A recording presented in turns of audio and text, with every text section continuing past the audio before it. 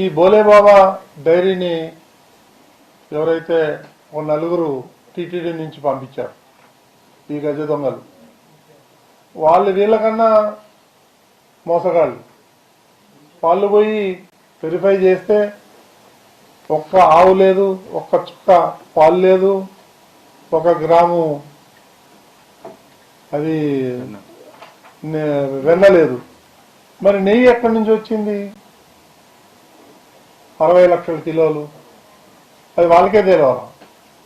కొన్ని కెమికల్స్ తోని ఇవన్నీ కూడా నెయ్యి తయారు చేయటం జరిగింది.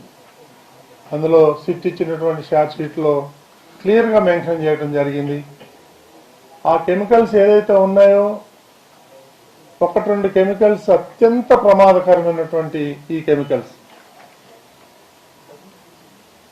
అది వాసన రావటానికి వేశారో లేకపోతే దేనికి వేశారో మనకైతే తెలియదు అంత టెక్నికల్ గా. కానీ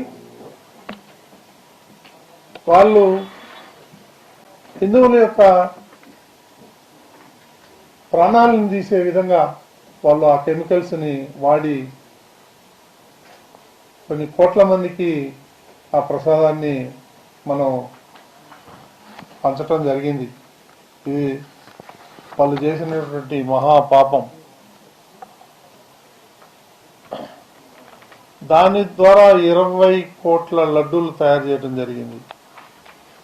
20 కోట్ల లడ్లు. మనం అంచనా వేసుకోవచ్చు ఎంత అపచారం చేశారు ఈ దుర్మార్గులు. అదేవిధంగా 5 ఏళ్లలో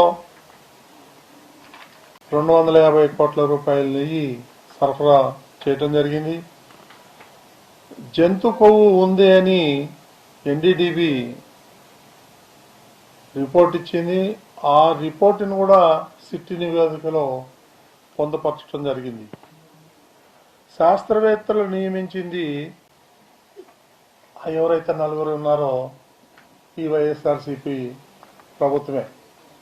వాళ్ళని పంపించి వాళ్ళకు అనుగుణంగా రిపోర్ట్లు తెప్పించుకోవటం జరిగింది. అవన్నీ కూడా వాళ్ళు కొన్ని అబ్జెక్షన్స్ రేజ్ చేస్తే అవన్నీ మీరు క్లియర్ చేయండి అని చైర్మన్ సుబ్బారెడ్డి ఆఫీసు నుంచి మెయిల్స్ కూడా పోయాయి. ఆ మెయిల్స్ కూడా సిట్ ఇచ్చినటువంటి నివేదికలో ఉంది. ఈ విధంగా బోలేబాబానే ఎందుకు ఎంచుకున్నారు అనంటే ఈ కమిషన్ల కోసం కకృతపడి వాళ్ళకి ఇది ఇవ్వటం జరిగింది. ఏ నియమ నిబంధనలు లేకుండానే బోలేబాబా డైరీకి ఎందుకు ఇచ్చారు? ఈ చిన్న అప్పన్న ఎవరు? సుబ్బారెడ్డి పిఏ కాదా? ఒక ప్రైవేటు వ్యక్తి ఇన్ని కోట్ల రూపాయలు లావాదేవీలు జరగటం సాధ్యమా? ఈ చైర్మన్ గాని వాళ్ళ నాయకుడు ముఠా మేస్త్రి జగన్మోహన్ రెడ్డి గాని వీళ్ళ సహకారం లేదే ఒక పిఏ ఇన్ని 100 కోట్ల రూపాయలు మ్యానిపులేట్ చేయగలడా? అది వాళ్ళే సమాధానం చెప్పాలి. వైవి సుబ్బారెడ్డి గాని వారి శ్రీమతి గాని బ్యాంకు ఖాతాలు ఇవ్వండి మేము వెరిఫై చేయాలంటే సిబిఐకి సహకరించాల. వీళ్ళు పోయి కోర్టులో పోయి బెయిల్ కోసం అప్లై చేశారు, యాంటిసిపేటరీ బెయిల్. వీళ్ళంతా ఈ క్రిమినల్స్ అందరూ కలిసి టీటీడీని బ్లేమ్ చేయాలి. ఎందుకంటే మీ అందరికీ తెలుసు, ఈ మధ్యనే నేను కూడా పేపర్లలో చూశాను, తిరుమల తిరుపతి దేవస్థానం ఏదైతే ఉందో అది వాటికన్ సిటీని దాటిపోయాం మనం అన్ని విషయాల్లోనూ. ఈ క్రిస్టియన్స్ అందరికి కూడా అది అక్కసు. దీన్ని ఎట్లాగైనా తిరుమల తిరుపతి దేవస్థానాన్ని డౌన్ చేయాలి, దీన్ని బ్లేమ్ చేయాలి, దీన్ని బదనాం చేయాలి అనే ఉద్దేశం కంకణం కట్టుకొని వీళ్ళందరూ ఒక ప్రణాళిక ప్రకారం ఇక్కడ ఉన్నటువంటి హిందువుల మనోభావాలు దెబ్బతినే విధంగా తొలి నుంచి వాళ్ళు ప్రవర్తిస్తున్నారు. ఇదందరూ కూడా మన హిందూ సోదరులందరూ కూడా ముక్త కంఠంతో దీన్ని ఖండించాల్సిన అవసరం ఎంతైనా ఉంది. వాళ్ళు ప్రతి విషయంలోనూ టీటీడీలో నియమ నిబంధనలు చూట్లు వచ్చారు. ఒకటి కాదు, రెండు కాదు, ప్రతి విషయంలోనూ. నేను గతంలో కూడా చెప్పాను, మీరు ఏ ఫైల్ అయినా తీసుకోండి, అంత అవినీతి. ఇది ఒక ఫైల్ కరెక్ట్గా ఉందనేది లేదు. ఈ విధంగా ఈ తిరుమల తిరుపతి దేవస్థానాన్ని భ్రష్టు పట్టించి వాళ్ళు కోట్ల రూపాయలు సంపాదించి ఆనందిస్తున్నారు. ఒక పెద్ద మనిషి ఏదో యాగాలు చేస్తున్నాడంట. నాకు వచ్చి చెప్పారు, ఏమి యాగం అయ్యా అని ఆరాధిస్తే మృత్యుంజయ యాగం చేయించుకుంటున్నాడంట కరుణాకర్ రెడ్డి. యాడ చచ్చిపోతాడు అని. ఎందుకంటే అబద్ధాల మీద అబద్ధాలు చెప్పి చెప్పి చెప్పి దేవుడు కూడా ఇసుగు పుట్టింది. ఆయన తల 1000 ముక్కలు అవుతుందని భయపడుతున్నాడు. అందుకనే ఈరోజు యాగం చేసుకున్నాడు ఇంటికాడ, మృత్యుంజయ యాగం. దాన్ని అంత భయం ఉన్నాడు, తప్పెందుకు చేయాలి? ప్రాణం మీద అంత భయం ఉన్నాడు, ఎందుకు చేయాలి? ఇది మొన్న వేసింది ఒక సప్లిమెంటరీ ఛార్జ్ షీట్ మాత్రమే. ఇంకా సప్లిమెంటరీ ఛార్జ్ షీటు వేసే అవకాశం ఉంది. ఎందుకంటే నేను కూడా డిమాండ్ చేసేది ఏంటంటే, ఆ చిన్నప్ప ఎవరైతే పిఏ ఉన్నాడో ఈ ఆయన అకౌంట్లోకి కోట్ల రూపాయలు వచ్చినాయి. అక్కడి నుంచి ఎక్కడికి పోయింది? సిబిఐ ఛార్జ్ షీట్లో లేదు. నేను సూటిగా అడుగుతున్నాను సిబిఐని, అది ఎందుకు మీరు దర్యాప్తు చేయలేదు? దాని వెనకున్నటువంటి పెద్దవాళ్ళు ఎవరైతే ఉన్నారో వాళ్ళని ఎందుకు బయటపెట్టలేదు? కనీసం నెక్స్ట్ ఛార్జ్ షీట్లో అన్నా, సప్లిమెంటరీ ఛార్జ్ షీట్లో అన్నా ఎవరైతే దీనికి బాధితులు ఉన్నారో, ఎంత పెద్దవాళ్ళు అయినా సరే, వాళ్ళందరినీ కూడా వెలికి తీయాలని చెప్పేసి నేను తిరుమల తిరుపతి దేవస్థానం నుంచి నేను డిమాండ్ చేస్తున్నాను. వీళ్ళందరూ కూడా 5 ఏళ్ల నుంచి హిందువుల మనోభావాల్ని ఆడుకున్నారు. ఇక మీద మొన్న కొత్త బోర్డు వచ్చినప్పటి నుంచి కూడా ఇవన్నీ అరికట్టాం. ఇవన్నీ కూడా ఈ కూటమి ప్రభుత్వం వచ్చిన తర్వాత ఈ కల్తీ నెయ్యి కూడా బయటకు వచ్చింది. కూటమి ప్రభుత్వం రాకపోతే ఇంకా అట్లాంటి కల్తీ లడ్డూలు ఇంకా జరుగుతూనే ఉండేది. దాన్ని బట్టి మీరు అర్థం చేసుకోండి, ఇది ఒక రకంగా స్లో పాయిజన్.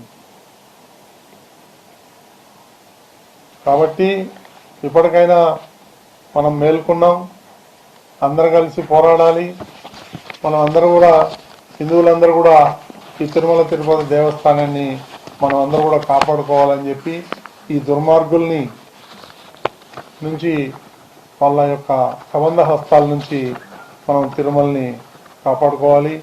దానికోసం నేను ప్రతి ఒక్క హిందువుని కోరేది ఒకటే, మనం అందరూ ఏకం అవ్వాలి, వాళ్ళ పని భారతం పట్టాలి, వీళ్ళందరి మీద కేసులు పెట్టాలి, వీళ్ళందరినీ జైలుకు పంపించాలి.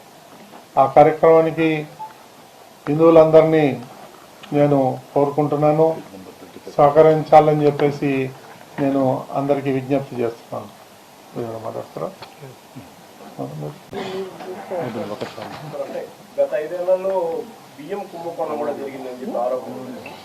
నేను ఇందాకే చెప్పాను, ఒక బియ్యం కాదు, ఉప్పు కాదు, పప్పు కాదు, అన్నిట్లోనూ ఫ్రాడ్ జరిగింది. వాళ్ళు నాస్తికుడు, వాళ్ళు క్రిస్టియన్స్, షట్కారి వాళ్ళు అందరూ కూడా. హిందువులంటే చులకన భావం వాళ్ళకి. కాబట్టి వాళ్ళకు భయం లేదు, భక్తి లేదు. వాళ్ళకి కావాలా, డబ్బు కావాలి, హిందూ మతాన్ని కూల్చేయాలి, కన్వర్షన్ ఎక్కువ చేయించాలి, ఈ హిందూ సమాజాన్ని నాశనం చేయడానికి కంకణం కొట్టుకున్నటువంటి ఈ దుర్మార్గుల్ని మనం అందరూ కూడా కలిసికట్టుగా అందరూ వీళ్ళ యొక్క భాగవతాలన్నీ బయటపెట్టి వీళ్ళందరినీ తరం కొట్టే రోజులు దగ్గరలోనే ఉన్నాయని చెప్పి నేను ఆశిస్తున్నాను.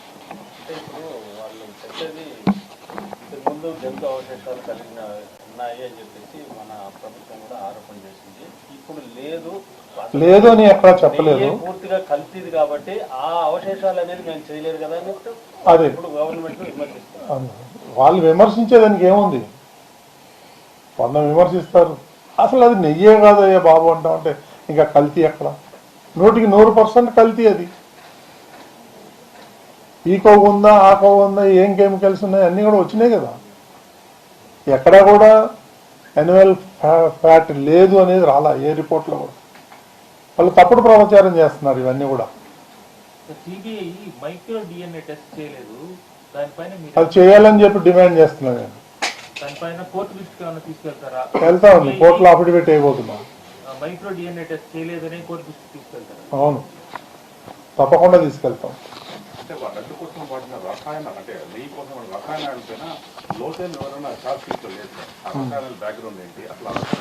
ఆ ఛార్జ్ షీట్ లో కూడా కొన్ని లోపాలు ఉన్నాయి.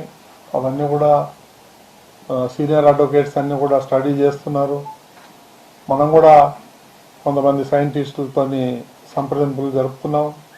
వాళ్ళందరూ కూడా ఆశ్చర్యం వ్యక్తం చేశారు. కొన్ని రిపోర్ట్లు చూసి సరిగా జరిపించలేదు అనేటువంటి అనుమానాలు చాలామందికి మనసులో ఉంది. దాన్ని త్వరలోనే బయట పెడతాం. అది కూడా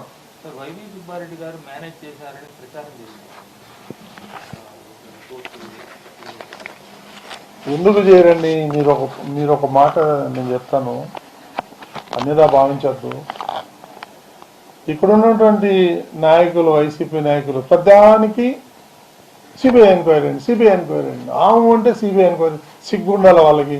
సిబిఐ ఎంక్వైరీ అడుగు 13 ఏళ్ల నుంచి కేసులు అటెండ్ అవ్వట్లేదు. మేనేజబుల్. వేల కోట్ల రూపాయలు సంపాదించేశారు ప్రజాధనాన్ని. ఆ డబ్బులు పెట్టి మేనేజ్ చేస్తారు వాళ్ళు. అన్ని డిపార్ట్మెంట్ మేనేజ్ చేస్తారు. ఇది చేయట్లేదు అనేది లేదు. వాళ్ళకి డబ్బు మదం ఎక్కువ ఉంది వైసీపీ వాళ్ళకి. దీంతో పాటు పరకామణి ఇంకా చాలా కేసులు బయట పెట్టారు కదా, ఇంకా యాక్షన్ తీసుకోవడంలో ఎందుకు ఆలోచన? తీసుకుంటామండి. It own course. మీ మీద కోర్టుకు వెళ్తారని నిన్న టీటీడీ ఎక్స్ చైర్మన్ చెప్పారు. ఏమైనా వెళ్తారండి కోర్టుకి? వెళ్ళమనండి, ఎవరు వద్దన్నారు? మనం ఏమన్నా ఆపుతాం? వెళ్తాం. వీళ్ళ మీద కోర్టుకు వెళ్ళాకి పచ్చి నీళ్ళు వాళ్ళ జాబ్ నుంచి వెళ్ళమనండి, no problem. We're ready to face it.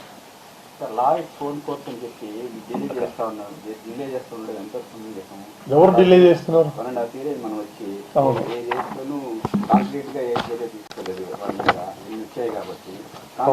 అది ప్రభుత్వం తీసుకుంటుందండి, టీటీడీ కాదు. ప్రభుత్వం కదా డీల్ చేసుకుండేది, టీటీడీ కాదు కదా. చేస్తున్నాం. చంద్రబాబు గారు ఈ అలిగేషన్ చేయకముందు టీటీడీఓగా శ్యామలరావు ఇచ్చిన స్టేట్మెంట్, ఆ తర్వాత సీఎం గారు ఇచ్చిన స్టేట్మెంట్ అది నాకు తెలియదండి, నేను లేనప్పుడు. ఓకే, లేదండి, తెలియదు నాకు అది. ఈ బోర్డు తీర్మానాల మార్పు వెనక కొంతమంది గతంలో ఉన్న కేంద్ర ప్రభుత్వం వాళ్ళని ఒక ఆరోపణ చేశారు. దానిపైన ఏమంటారు బాగా? ఏంటండి ఈ తీర్మానాలు 5 తీర్మానాలు మార్చారు కదా సార్.